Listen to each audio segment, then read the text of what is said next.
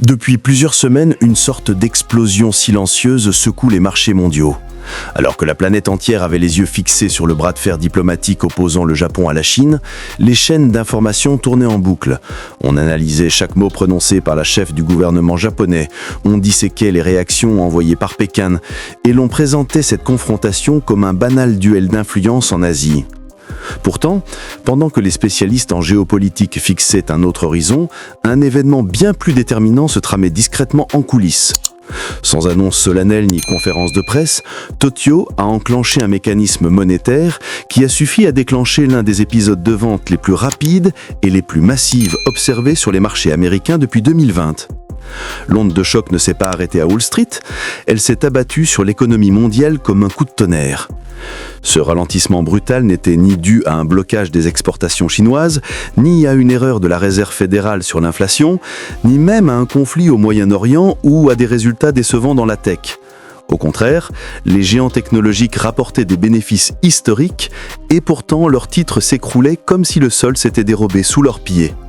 La réalité est contre-intuitive. Tout est parti du Japon, pourtant allié indéfectible des États-Unis. Une simple décision de politique interne a suffi à faire fondre des milliers de milliards de dollars de valorisation dans la tech américaine et à fissurer la bulle de l'intelligence artificielle. Et cela vous concerne directement. Si votre capital repose sur une assurance vie, un PEA ou des ETF fortement investis dans les valeurs technologiques, votre épargne a été laminée par cette secousse. Le plus paradoxal, c'est que le Japon n'avait aucune intention de provoquer des dégâts. Tokyo n'a fait que commencer à démanteler, pas à pas, une politique monétaire installée depuis des décennies. Une anomalie que le monde entier avait fini par considérer comme immuable. Mais à partir de là, les dominos se sont renversés les uns après les autres. Le yen a bondi, le fameux carry trade s'est effondré, et en quelques jours, des actions autrefois intouchables à Wall Street se sont mises à dégringoler en parfaite synchronisation.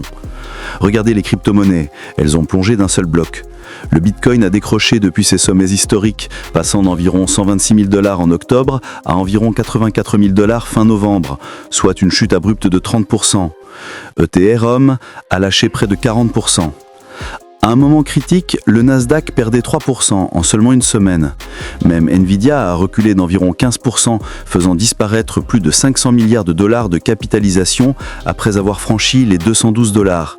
Amazon, Meta, Tesla, tout ont chuté simultanément et la tempête n'a pas épargné la nouvelle ruée vers leur numérique, l'infrastructure de l'IA. Des acteurs majeurs du cloud, IA, comme CoreWeave, pourtant adoré des investisseurs, ont affiché des baisses avoisinant les 40%.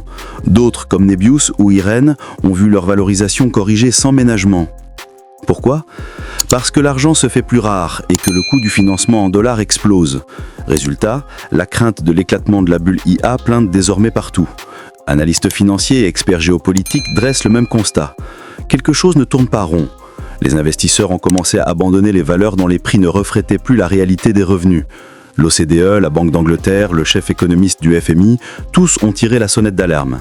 Les comparaisons avec la bulle Internet des années 2000 se multiplient, réveillant l'écho inquiétant du crash des dot-com. Ce climat anxiogène est amplifié par le cœur même du secteur. OpenAI, l'épicentre de la nouvelle économie, brûle des milliards qu'elle n'a pas encore. Certains évoquent même l'idée d'un filet de secours financé par l'État, comme si l'industrie de l'IA était déjà devenue trop importante pour qu'on puisse la laisser tomber. L'image est dure mais exacte. Certains géants de l'IA construisent des cathédrales de données sur une montagne de dettes et de projections optimistes. En parallèle, les marchés ont dû se rendre à l'évidence concernant la Réserve fédérale américaine. La baisse des taux espérée pour décembre devient chaque jour moins plausible. L'argent facile, que beaucoup attendaient pour se repositionner massivement sur les valeurs technologiques, risque finalement d'être bien plus cher que prévu. C'est un point crucial. Les actions peuvent grimper sans limite tant que les investisseurs disposent de capitaux bon marché et d'un accès aux leviers financiers. Mais dès que ce robinet se ferme, la musique s'interrompt. Et pourtant, tout cela n'est qu'une petite partie du problème. Derrière le débat sur une possible bulle de l'IA et l'attente fébrile des décisions de la Fed se cache une mécanique bien plus ancienne. Un dispositif financier qui fonctionne dans l'ombre depuis des décennies et que cette crise vient d'exposer brutalement. La vérité est simple. Depuis quasiment 25 ans, les États-Unis vivent sous perfusion de liquidités japonaises. La révolution de l'IA, l'expansion fulgurante des géants technologiques, la longue période des taux zéro, l'avalanche d'investissements dans les startups de la Silicon Valley, tout cela repose sur un pilier invisible. Ce pilier, c'est la possibilité d'emprunter en yens à un coût dérisoire. Ce crédit presque gratuit en devises japonaises a alimenté des paris gigantesques sur les actions américaines, les crypto-monnaies et tout l'écosystème de l'intelligence artificielle. Et ce mois-ci, le Japon a retiré ce pilier, discrètement, systématiquement, en coulisses. Maintenant, observez la vitesse à laquelle l'édifice commence à se fissurer. La nouvelle première ministre japonaise a orchestré une diversion quasi parfaite. Pendant des semaines, elle a monopolisé l'attention médiatique en provoquant des tensions diplomatiques avec la Chine. Ses mises en garde contre l'influence coercitive de Pékin et son discours sur un Japon plus ferme dans l'Indo-Pacifique ont fait la une dans toute l'Asie. Pour la plupart des commentateurs, ce n'était qu'un classique duel rhétorique inscrit dans les jeux de puissance régionaux. Mais pendant que le monde disséquait ses déclarations sur la Chine, elle faisait passer discrètement un programme intérieur d'une envergure totalement différente. La véritable bataille se déroulait ailleurs. Elle lançait un gigantesque plan économique réparti sur plusieurs années. Objectif : relancer l'industrie du pays, augmenter les salaires, revitaliser la société japonaise, sécuriser l'approvisionnement énergétique. L'ambition de ce projet dépasse tout ce que le Japon avait tenté depuis des décennies.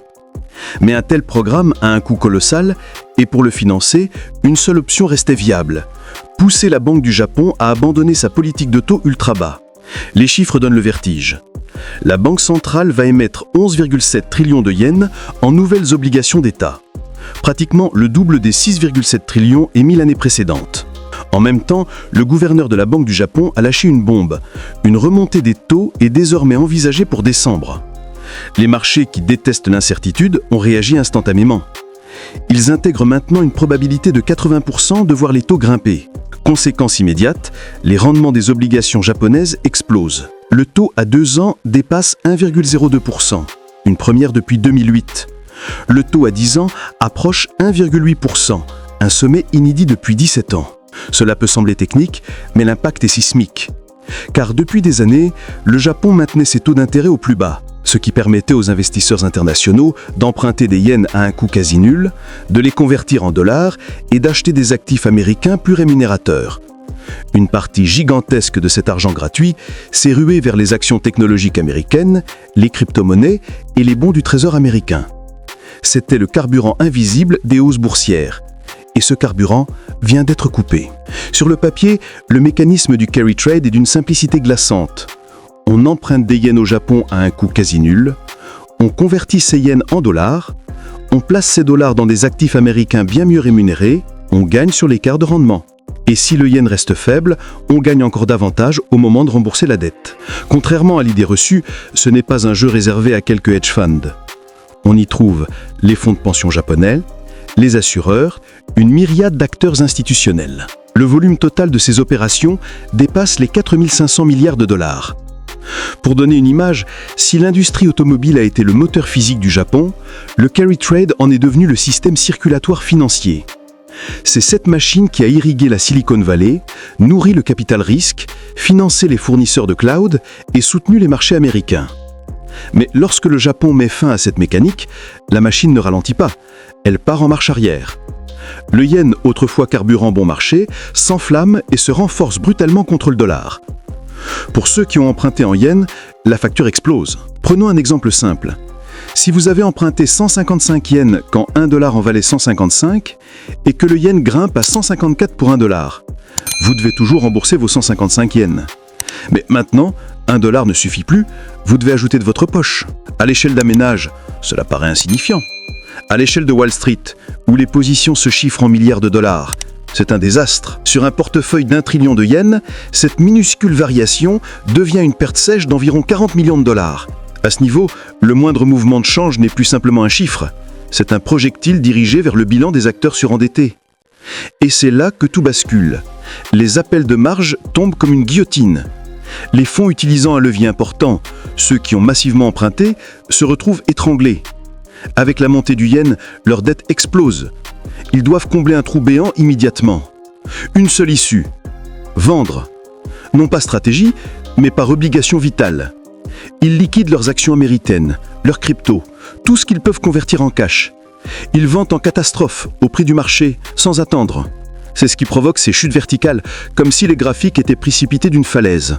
Ce que vous observez sur le Nasdaq n'est pas un changement d'opinion sur les entreprises, c'est une vague géante de liquidation forcée. Chaque tentative de rebond est écrasée par une nouvelle salve de vente venant d'acteurs étranglés. Dans cet environnement chaotique, le doute s'installe sur l'IA. Et si l'envol fulgurant du secteur avait été suralimenté par de l'argent gratuit? Ce n'est pas une crise de fondamentaux, c'est une crise de liquidité. Pour les entreprises d'infrastructure IA, c'est un choc d'une brutalité extrême. Leur modèle repose sur la construction de fermes de GPU, d'immenses data centers, le renforcement des réseaux électriques, des investissements colossaux. Elles dépendent totalement d'un financement bon marché pour croître. Et soudain, leurs coûts d'emprunt explosent, alors que leurs revenus actuels ne suffisent même pas à couvrir les intérêts. Tout l'essor de l'IA reposait sur une condition implicite, des taux d'intérêt mondiaux extrêmement bas, soutenus par le Japon. C'est la réalité que personne ne voulait admettre. Dès l'instant où le Japon a commencé à refermer le robinet, les canaux de financement se sont asséchés. La chronologie donne le vertige. Du jour 1, les déclarations japonaises sur la Chine envahissent les médias. Son programme économique passe aperçu. Du jour 3, quelques analystes comprennent que ces dépenses obligeront la Banque du Japon à agir. Du jour 5, le yen bondit de 2%. Du jour 7, les hedge funds paniquent et clôturent leur position tech. Du jour 10, le Nasdaq enchaîne des chutes supérieures à 3%. Du jour 30, le diagnostic tombe. La racine de la crise, c'est la normalisation monétaire du Japon. Soyons clairs, Tokyo n'a jamais eu l'intention de nuire aux États-Unis. Le Japon agit par nécessité. Inflation réelle, revendications salariales croissantes, besoin de défense urgent. Le plan de la Première ministre doit être financé et cela exige une remontée des taux et un yen plus ferme. L'ironie est morçante. Pendant des années, Washington désignait la Chine comme la menace ultime pour sa suprématie financière. Et pourtant, le choc majeur de l'année ne vient pas de Pékin, mais de Tokyo.